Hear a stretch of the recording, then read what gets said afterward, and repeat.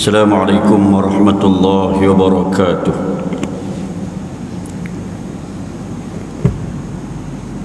Alhamdulillah nahmaduhu wa nasta'inuhu wa nastahdihi wa nastaghfiruh wa na'udzu billahi min shururi anfusina wa min sayyiati a'malina. Man yahdihillahu fala mudilla lahu ومن يضلل فلا هادي له أشهد أن لا إله إلا الله وحده لا شريك له وأشهد أن سيدنا محمدا عبده ورسوله. اللهم صل على سيدنا محمد وعلى آله وصحبه ومن تبعهم بإحسان إلى يوم الدين. أما بعد، أيها المسلمون، أوصيكم ونفسي وإياي بتقوى الله فقد فاز المتقون. قال الله تعالى في القرآن الكريم: أعوذ بالله من الشيطان الرجيم. يرفع الله الذين آمنوا منكم والذين أوتوا العلم درجات. صدق الله العظيم. Alhamdulillah, syukur kita kepada Allah Subhanahu wa taala, masih lagi dipanjangkan usia untuk sama-sama hadir ke rumah Allah Subhanahu wa taala ini bagi menunaikan salat Jumaat secara berjemaah. Moga-moga kehadiran dan keberadaan kita di dalam rumah Allah Subhanahu wa taala ini mendapat keampunan daripada Allah Subhanahu wa taala, mendapat rahmat dan juga kasih sayangnya. Moga Allah Subhanahu wa taala menghimpunkan kita semua di dalam syurganya satu hari kelak, insya-Allah. Baik, pada yang ada di dalam masjid, pertama sekali jangan lupa niat iktikaf. Siapa yang niat iktikaf walaupun duduk dalam masjid, tidur dalam masjid, dapat pahala. Syaratnya mesti berwuduk, dan alhamdulillah kita dalam keadaan berwuduk.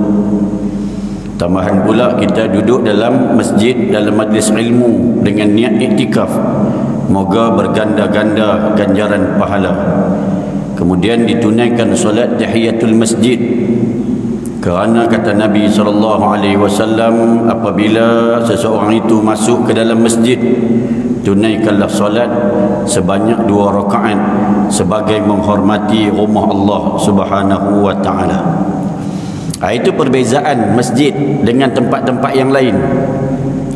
Kita balik rumah kita, walaupun harga 100,000, 200,000, kita duduk dalam rumah kita, belum tentu dapat pahala. Kita masuk dalam rumah Allah Subhanahu wa taala, kita duduk, kita berehat, kita tak semayang pun, kita niat iktikaf, dah dapat pahala. Apatah lagi kalau kita baca Quran, kalau kita berzikir, kalau kita semayang, nescaya berkali-kali ganda ganjaran yang dikurniakan oleh Allah Subhanahu wa taala. Itu istimewa masjid. Istimewa macam tu pun ada orang singgah kencing kat masjid. Dia singgah pergi toilet, bukan singgah semayang 2 rakaat. Begitu. Orang dulu, para salafus soleh, para alim ulama, kalau dia bermusafir, dia memilih untuk sembahyang qasar tanpa jamak, supaya banyak masjid yang dia boleh berhenti. Dia berhenti semayang subuh 2 rakaat, dia berhenti semayang zuhur, dia pilih qasar saja, tak jamak, semayang zuhur 2 rakaat. Saat lagi masuk waktu asar, dia singgah pula masjid untuk semayang asar pula 2 rakaat. Singgah berhenti semayang maghrib 3 rakaat, singgah pula semayang isyak 2 rakaat. Walaupun boleh untuk kita semayang jamak dan qasar, kita yang kita pilih, baik saya sendiri, masuk zuhur, semayang zuhur dengan asar siap-siap, sebab waktu asar sekejap lagi tak payah berhenti dah. Itu kita memang pemalas. Boleh Allah Ta'ala bagi apa? Bagi rukhsah, bagi bonus. Tapi orang dulu dia pilih bonus, dia ambil, dia cari ganjaran pahala yang lebih besar. Pertama, dia singgah banyak tempat. Setiap tempat yang dia singgah ini akan menjadi saksi untuk dia di hari akhirat kelak. Yang kedua, lagi banyak sujud pada Allah Subhanahu wa Ta'ala, lagi banyak dosa-dosa yang gugur tak kala rukuk dan sujud. Lagi banyak sujud pada Allah Subhanahu wa Ta'ala dan banyak berdoa dalam sujud, kerana kata Nabi SAW, saat manusia paling hampir dengan Allah Subhanahu wa Ta'ala ialah di waktu sujud. Maka dia banyak kali berhenti untuk banyak kali semayang dan banyak dapat ganjaran pahala. Itu orang dulu. Kita hari ini tahu bukan tak tahu. Singgah masjid, semayang di masjid, pahala banyak. Tapi singgah kencing juga. Itu kita. Baik, tuan-tuan yang dirahmati oleh Allah Subhanahu wa Ta'ala. Sebab apa jadi macam tu? Kita nak tahu juga. Kita tahu dah ganjaran hebat masjid ni. Duduk saja iktikaf dapat pahala. Tapi tak rajin orang duduk masjid. Orang rajin duduk kedai kopi. Orang rajin duduk dekat kebun. Lama-lama tak apa. Orang rajin duduk tempat mancing. Lama tak dapat ikan pun, balik beli dekat pasar juga. Maka sebab apa jadi macam tu? Berkata Imam Ibn Mubarak rahimahullahu ta'ala, kata dia, ramai manusia seringkali penghuni dunia ini keluar daripada dunia ini sebelum merasakan sesuatu yang paling lazat di dalam dunia ni. Saya ulang balik.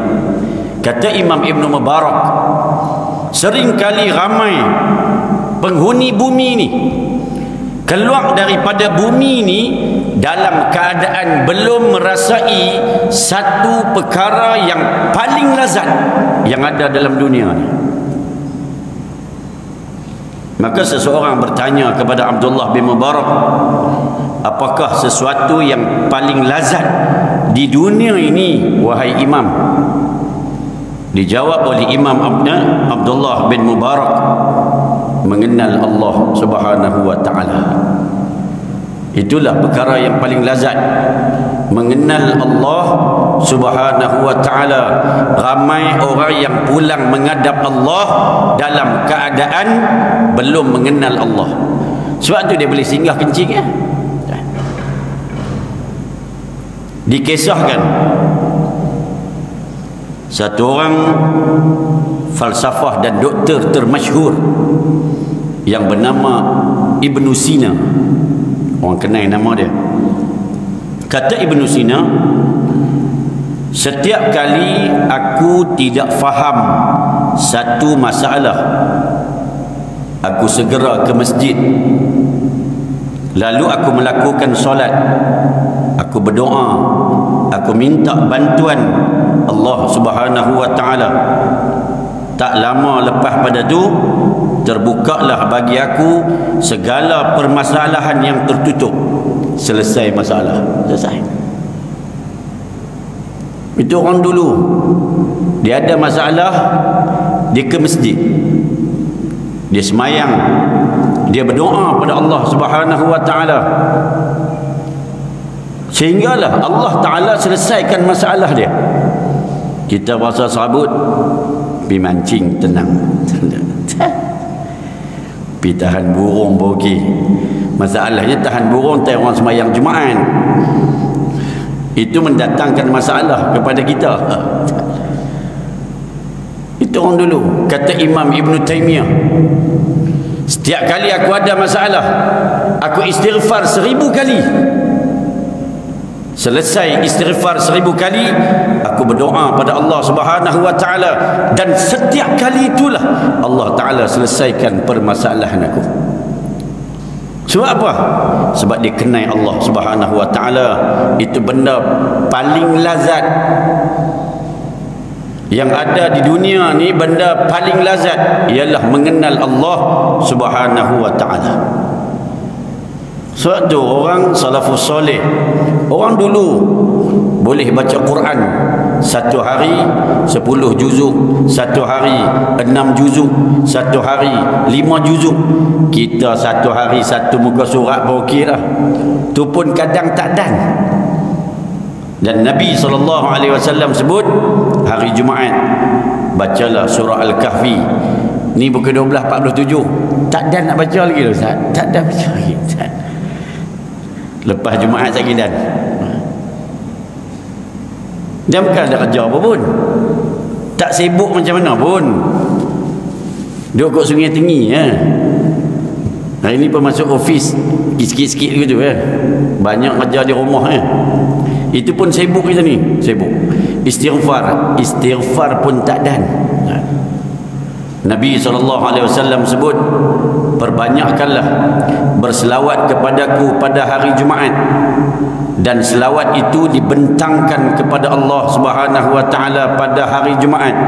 Sesiapa yang memperbanyakkan selawat kepada aku di hari kiamat, dia akan duduk di syurga berdekatan dengan aku. Hadis riwayat Al-Baihaqi. Allahumma salli ala Sayyidina Muhammad wa ala ali Sayyidina Muhammad. Banyak tu je. Tapi kena banyak lah. 10 kali, 100 kali. Benda senang. Tapi tak dan juga. Sebab apa? Sebab kita belum mengenal Allah Subhanahu wa taala. Kita belum merasai kemanisan perkara yang paling lazat yang ada di atas muka bumi ini. Kita belum rasa. Sebab tu bijak pandai kata kat kita ni kalau nak pandai lah, dia suruh kita hidup ni selalu berkawan dengan orang yang pandai. InsyaAllah kita jadi pandai. Maka kalau nak lagi pandai, berkawanlah dengan zat yang paling alim, yang paling berilmu, yakni Allah Subhanahu wa taala. Kita berkawan dengan orang pandai ni jadi pandai. Kawan dengan orang yang baik jadi baik, insya-Allah. Dan berkawanlah dengan orang yang berkawanlah dengan zat yang paling kaya. Berkawanlah dengan zat yang paling alim, yakni Allah Subhanahu wa taala. Nescaya kamu akan jadi manusia yang paling pandai, manusia yang paling kaya. Dia suruh kawan dengan siapa? Kawan dengan zat yang paling pandai, paling alim, segala-gala lah. Sebab hari ni kita berkawan dengan orang, dia nak kaya nak terah mana, dia nak pandai nak pergi terah mana. Tapi kalaulah bersahabat dengan zat yang paling bijak, yakni Allah Subhanahu wa taala, tidak ada benda yang mustahil yang kita boleh dapat. Begitu. Kita habis musim durian, habis dah. Musim buah lah, habis. Orang dulu dia punya merasai kelazatan kenal Allah ni, disebut dalam kitab Lataif Al-Ma'arif oleh Imam Ibn Rajab Al-Hambali rahimahullahu ta'ala.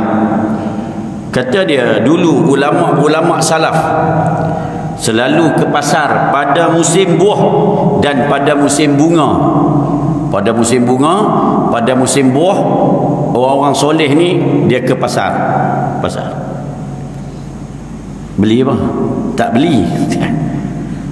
Dia ke pasar, dia berdiri melihat bunga-bunga yang indah dan buah-buahan yang indah, sambil membayangkan bagaimana indahnya syurga Allah Subhanahu wa taala yang dipenuhi oleh bunga-bunga yang indah, yang dipenuhi oleh kebun-kebun, yang dipenuhi oleh buah-buahan yang berbagai warna. Maka mengingatkan dia, inilah destinasi akhir aku, mencari syurga Allah Subhanahu wa taala. Sampai begitu. Kita tengok buah durian tak dan bismillah makan. Itu kita. Kira makanan ada depan mata ni, doa tak ada baca lah kira. Hidang pula musangking pula. Orang dulu ni pi bukan nak beli. Musim bunga, musim buah penuh ni Ustaz Fairuz di pasar. Para salafus soleh dia melihat, membayangkan indahnya. Allah Ta'ala sebut dalam Quran bahawa disediakan kebun-kebun yang indah, buah-buah yang pelbagai, dengan rasanya, dengan kesedapannya, keindahannya, sampai begitu. Dan mereka semat dalam hati mengingatkan kepada syurga, yakni destinasi akhir kita. Nak ke mana? Nak ke situ.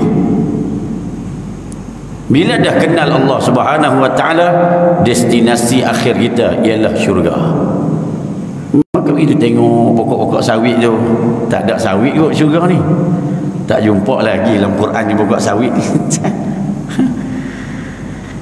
Maka dia suruh kita ni hidup atas dunia ni mengenali Allah Subhanahu wa Ta'ala. Sebab tu orang dulu dia boleh, bila dia kenal Allah Ta'ala, dia merasai kelezatan itu. Sebab tu Imam Syafi'i boleh baca Quran satu hari 30 juzuk, 15 juzuk siang, 15 juzuk malam, selesai. Sayyidina Abu Hurairah radhiyallahu an di antara maghrib dengan isyak boleh berzikir subhanallah, alhamdulillah, Allahu akbar hampir 20,000 kali di antara maghrib dengan isyak saja.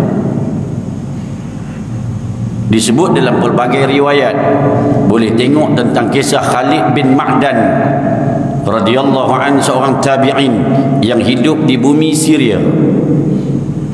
Khalid bin Ma'dan hidup dia setiap hari zikir. Tangan ni kematu dengan zikir.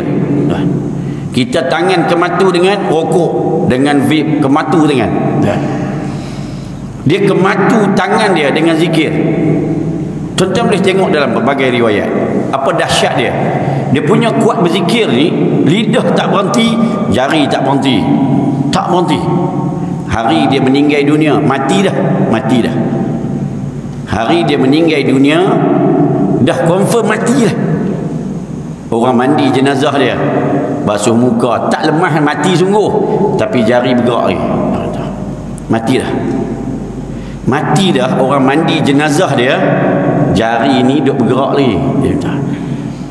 Sampai macam tu dia punya berzikir tu, sampai hari dia mandi jenazah, tukang mandi jenazah pun pegang, tak lemah, mati sungguh, tapi jari bergerak tuan. Sampai begitu ditunjukkan pada Allah, oleh Allah Subhanahu wa Ta'ala pada kita tentang orang-orang yang baik-baik, husnul khatimah, mati dia kelazatan berzikir, tak boleh berhenti sampai mati pun jari bergerak lagi, mulut tak bercakap dah. Sampai begitu sekali. Kita sebut berulang-ulang kali bagaimana Nabi Ayyub alaihi salam, seorang nabi, tak apalah dia nabi, tapi kita tiru dia. Nabi Ayyub alaihi salam diuji oleh Allah Subhanahu wa Ta'ala dengan sakit yang berat, sehingga diuji lagi, segala harta dimusnahkan oleh Allah Subhanahu wa Ta'ala, anak-anak dimatikan oleh Allah Subhanahu wa Ta'ala, ladang-ladang menjadi kering, duit ringgit habis, kawan-kawan lari habis, adik-beradik pun menjauhkan diri. Yang main melawat dia 2 orang ya, seorang pagi seorang petang. Sakitnya hampir 18 tahun.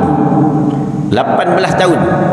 Sepanjang 18 tahun Nabi Ayyub alaihi salam pertama tak pernah merungut, tak pernah komplain, tak pernah mengeluh, hanya sibuk berzikir.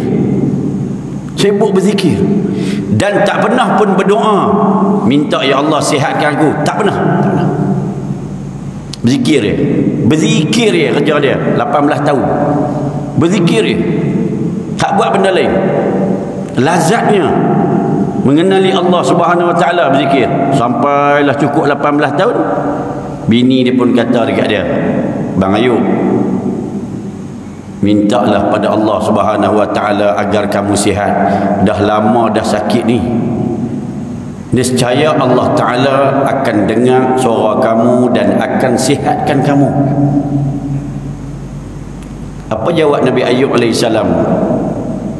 Aku malu pada Allah Subhanahu wa Ta'ala. Allah bagi aku sihat, Allah bagi aku kehidupan yang mewah. Hampir 70 tahun.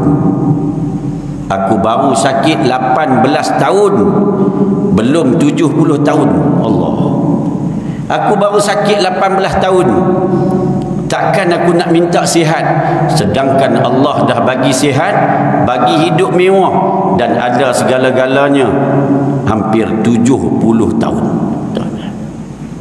Kita baru pandemik 2 tahun, dimakinya pandemik tu.